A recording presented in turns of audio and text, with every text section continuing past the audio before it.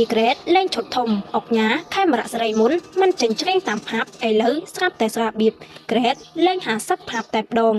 ស្រាបៀ grade លេងឈុតធំសប្បាយអ្នកគ្រប់គ្រងដោយអញ្ជើញកម្ពុជាតារាចម្រៀងខេមរៈសេរីមុនច្រៀងនៅតាមផាប់ជាលើកដំបូងកម្ពុជាតារាចម្រៀងខេមរៈសេរីមុនត្រៀមចេញច្រៀងតាមផាប់ជាលើកដំបូងការអញ្ជើញរបស់ស្រាបៀ grade ស្រាប៊ីក្រេតចំណាយមិនធម្មតាអញ្ជើញកម្ពុជាតារាចម្រៀងខេមរៈសេរីមុនច្រៀងជាលើកដំបូងនៅក្នុងផាប់ជាង50កន្លែង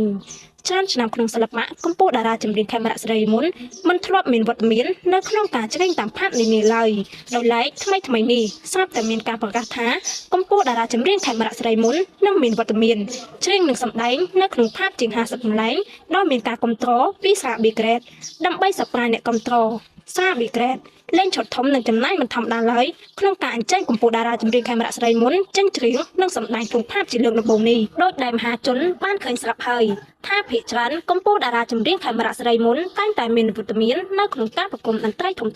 តាមបណ្ដាខេត្តក្រុងនានានិងនៅក្នុងពិធីធំៗប៉ុណ្ណោះលោកកម្រនឹងមានវត្តមាននៅតាមផាត់កំសាន្តនានាណាឆ្លើយតបនឹងការចង់បានរបស់អ្នកគ្រប់គ្រងស្រាប់តែថ្មីនេះស្រាប៊ីក្រេតបានត្រៀមលេងឈុតធំនិងចំណាយមិនធម្មតាទេដោយបានអញ្ជើញកម្ពុជាតារាចម្រៀងខេមរៈសេរីមុនច្រៀងតាមផាប់ធំជាង50កន្លែងជុំវិញខេត្តក្រុងគ្រាន់តែដឹងដំណឹងថាកម្ពុជាតារាចម្រៀងខេមរៈសេរីមុនច្រៀងនឹងមានវត្តមាន